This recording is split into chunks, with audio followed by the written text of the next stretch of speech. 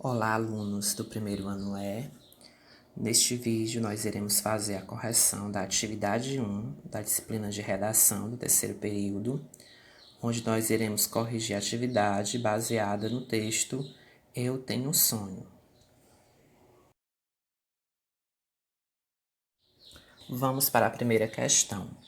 O texto transcrito na abertura deste capítulo é um célebre discurso feito pelo reverendo Martin Luther King no dia 28 de agosto de 1963, durante a Marcha por Trabalho e Liberdade na capital americana Washington.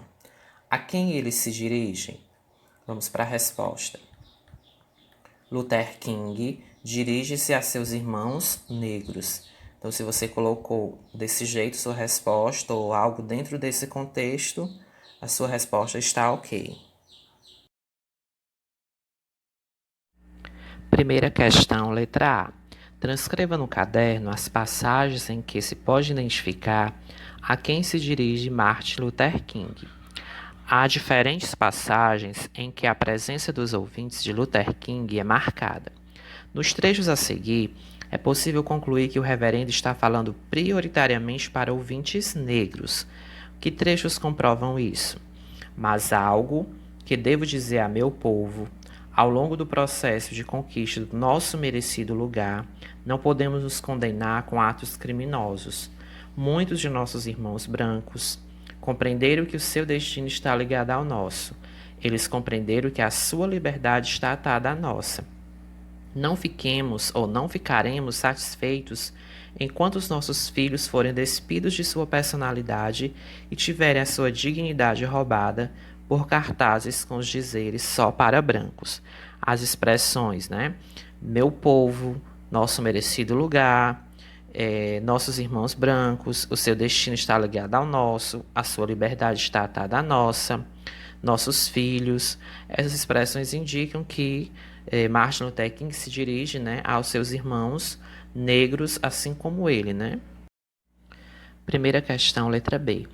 Que termos nessas passagens marcam a presença no texto dos ouvintes do reverendo?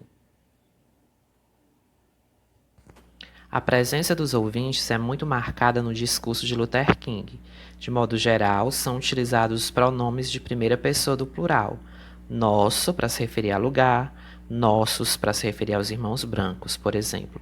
De primeira pessoa do singular, o meu, usado para se referir à palavra povo. De segunda pessoa do plural, quando ele usa alguns de vocês e vocês, ele está usando a segunda pessoa do plural. E verbos flexionados no imperativo afirmativo, como, por exemplo, continuem e voltem, para deixar claro que as suas palavras elas têm relação direta com o público presente. Então, o uso aí da primeira pessoa do plural, da primeira pessoa do singular, da segunda pessoa do plural e dos verbos flexionados no imperativo marcam, a quem, no caso, Martin Luther King está se dirigindo, que são os ouvintes dele, certo? Primeira questão, letra C. Ao longo do texto, várias vezes aparecem informações entre parênteses. Sim, nunca, sim, senhor. O que elas representam? Essas informações, entre parênteses, representam a resposta do público ao que está sendo dito pelo reverendo em seu discurso.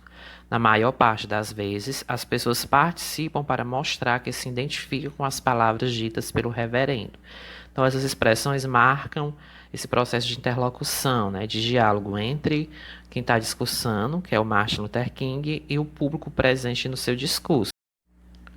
No segundo parágrafo, Luther King informa que 100 anos antes, o presidente Abraham Lincoln assinou a Proclamação de Emancipação, dando fim à escravidão nos Estados Unidos. Qual a importância dessa informação para o tema do discurso que ele fará?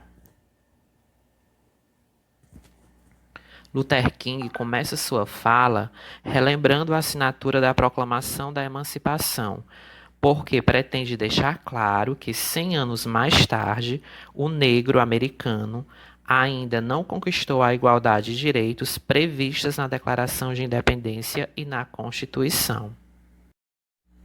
Segunda letra A.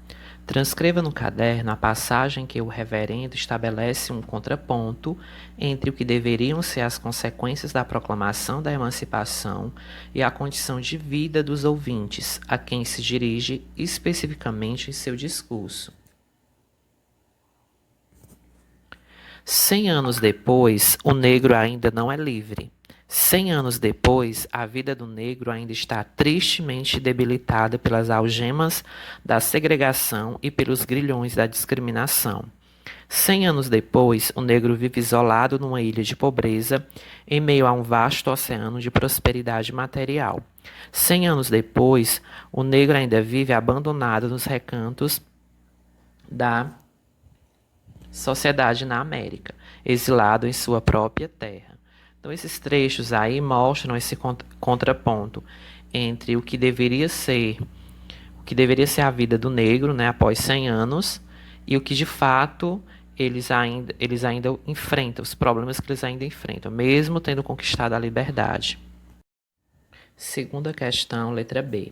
Segundo Luther King, qual o objetivo da manifestação que fazem em Washington naquele momento? Ele declara que o objetivo da presença de centenas de milhares de negros em Washington é denunciar a vergonhosa condição em que eles vivem. Terceira questão. No sexto parágrafo, Martin Luther King faz um apelo a seus ouvintes.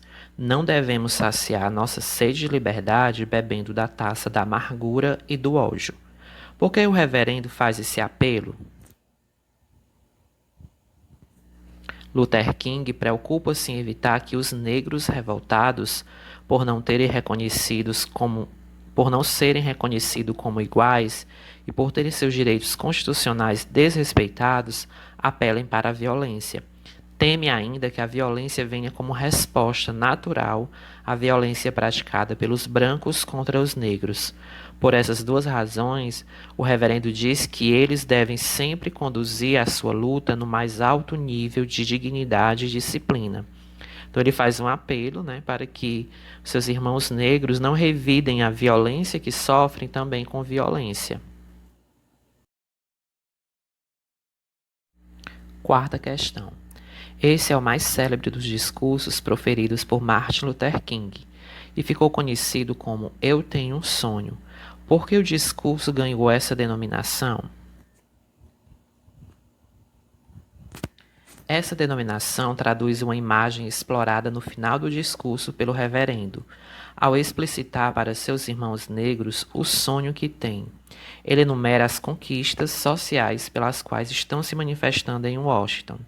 A repetição introdutória, Eu tenho um sonho, vem acompanhada pela definição de um país ideal, em que a convivência entre negros e brancos não seja marcada pela violência, em que a igualdade de direitos prevaleça, em que as pessoas não sejam julgadas pela cor de sua pele, e sim por seu caráter, e até que os clamores dissonantes de um país segregacionista sejam transformados em uma bela sinfonia de fraternidade.